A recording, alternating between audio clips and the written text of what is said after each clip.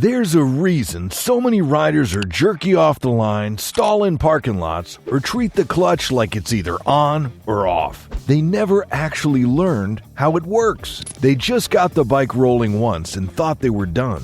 But if you don't understand the clutch, you don't control the bike, it controls you. Clutch mastery isn't just about starting and stopping. It's balance, finesse, stability, and control in every situation. It's how pros ride slow like they're glued to the ground, and why beginners wobble like baby giraffes. You can spend years riding and still be doing it wrong, but once it clicks, it changes everything. You stop fighting the bike and start dancing with it. So, if you ever felt jerky, stalled unexpectedly, or just want smoother control, it all starts here. This is how clutch mastery really works. Let's go. Number 1. The bite point isn't a line, it's a zone. One of the biggest misunderstandings new riders have is thinking the clutch has a single bite point, like a tiny spot you gotta find and hold on to like a game of Operation. In reality, it's a zone, a range in the lever's travel where the clutch starts to engage and gradually connects the engine power to the wheel. Treating it like a light switch is what causes jerky launches, random stalls, and that dreaded kangaroo hop.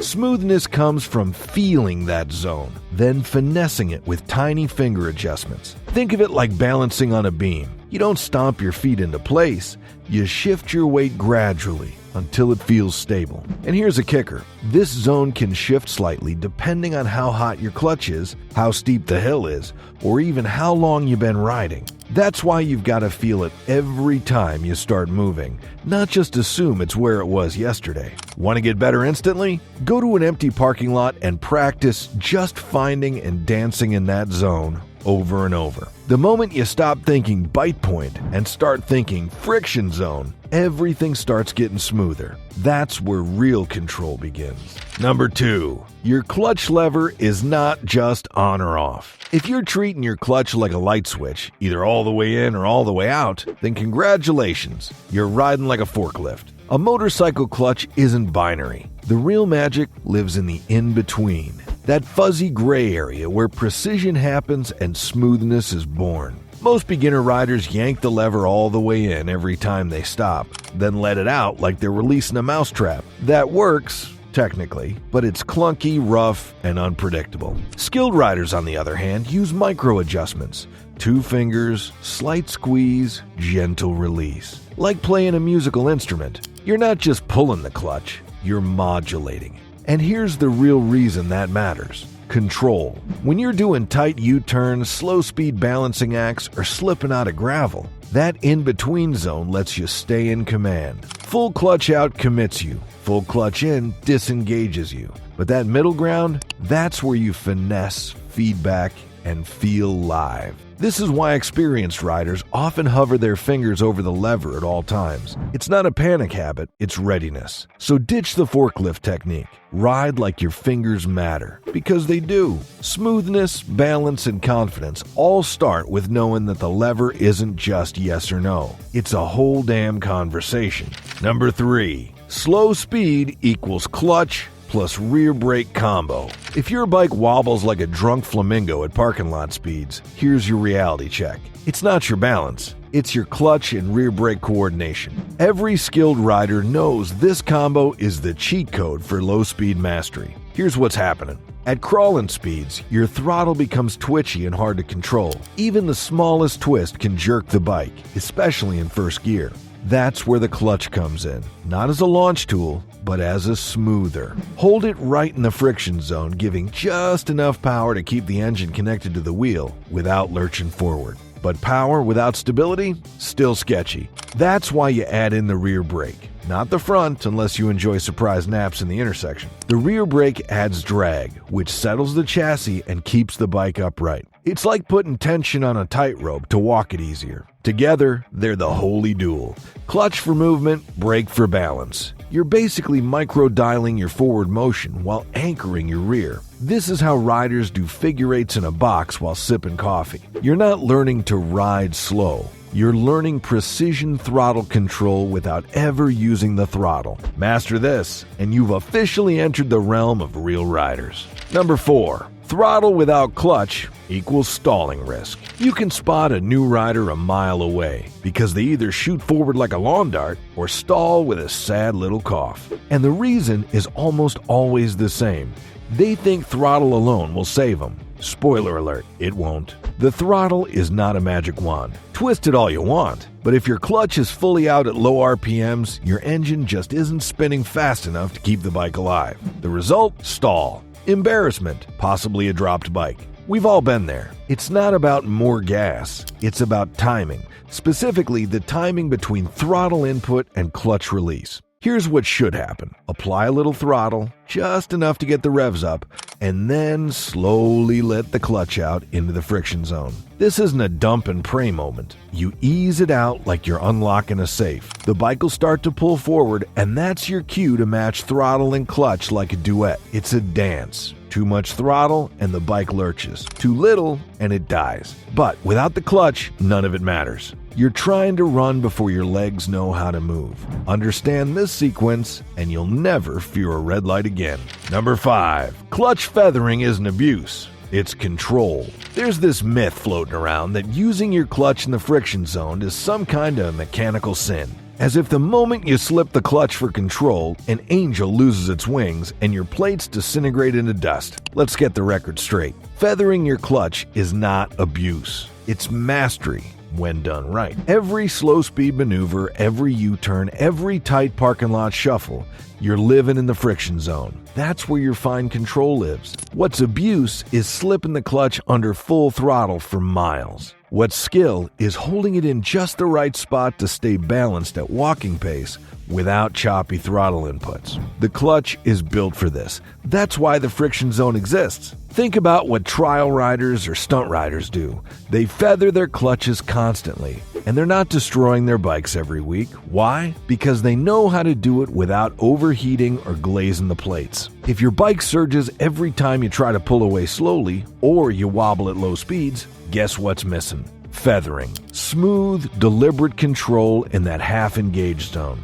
It's not a flaw, it's a feature. And if you learn to use it with finesse, your riding will go from clumsy to clean in one afternoon.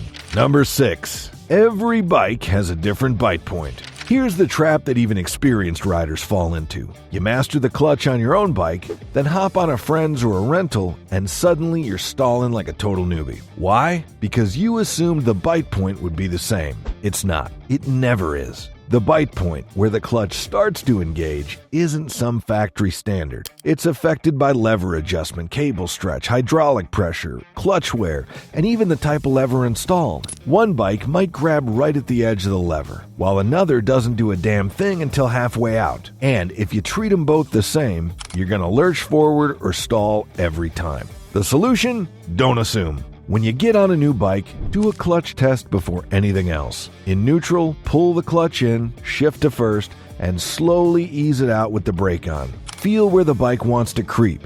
That's your new zone. Do a few parking lot laps with nothing but clutch and rear brake before you hit traffic. You wouldn't run in a brand new pair of boots without breaking them in first. Same goes for clutches. Know your zone or prepare to embarrass yourself at the next red light. Number 7. Rev matching on downshifts requires clutch finesse. Rev matching sounds cool, it feels cool, but doing it wrong is the fastest way to either lurch your whole bike or lock up the rear wheel. And most riders do it wrong because they don't understand that rev matching isn't just about blipping the throttle. It's about timing it with clutch control. Here's the play. You're approaching a corner. You downshift from third to second. You pull in the clutch, give it a blip to raise the revs, then let the clutch out. Except you dump it too fast. The bike bucks, you just scared your passenger, spooked yourself, and made your tires hate you. Why? Because you didn't match the revs. You guessed. Proper rev matching means you blend that blip with the friction zone. You're releasing the clutch slowly as the revs fall to the right RPM.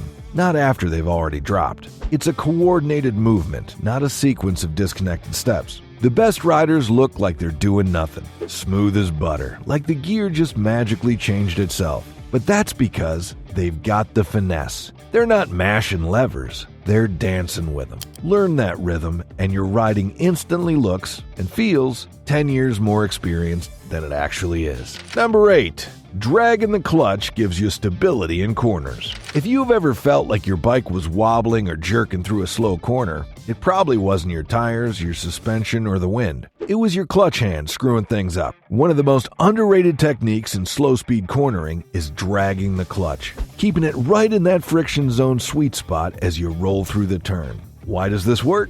Because your clutch becomes a stability tool. When you hold it in the friction zone, you're controlling the power delivery like a precision dial, not a switch. You're feeding just enough torque to keep the bike balanced, but not so much that it jolts forward and upsets your lean. The trick shines in U-turns, parking lot maneuvers, or any tight radius turn where dropping your foot feels way too tempting. Pair it with a bit of rear brake, and now you've got a triangle of control. Clutch for power, throttle for momentum, rear brake for drag. That combo is what keeps low-speed cornering tight and clean. The riders who wobble and foot drag in turns, they're usually the ones who never touch the clutch after takeoff. But the ones who glide through like it's nothing, they're finessing that lever every inch of the way. Number 9. You can ride entirely with the clutch if you have to. This one sounds like a party trick, until your throttle cable snaps 30 miles from home and suddenly it's the only trick that matters. Riding a bike using only the clutch isn't just possible, it's the mark of someone who actually understands mechanical sympathy. Because throttle is great until it's not, but the clutch, that's your lifeline. Every time you slip the clutch to get moving without stalling, you're already using it as a throttle stand-in. Now stretch that to the whole ride. You get rolling first, build a little momentum with careful clutch slipping, then shift up while keeping the clutch barely engaged to maintain speed. No throttle required. It's not fun, it's not pretty, but it works. And if you ever need to limp your bike out of the woods, off a trail, or just to the nearest gas station, knowing how to clutch ride could be the difference between calling a tow truck and being the quiet hero who just shrugs and says, "No problem." Most riders never even consider this as a possibility.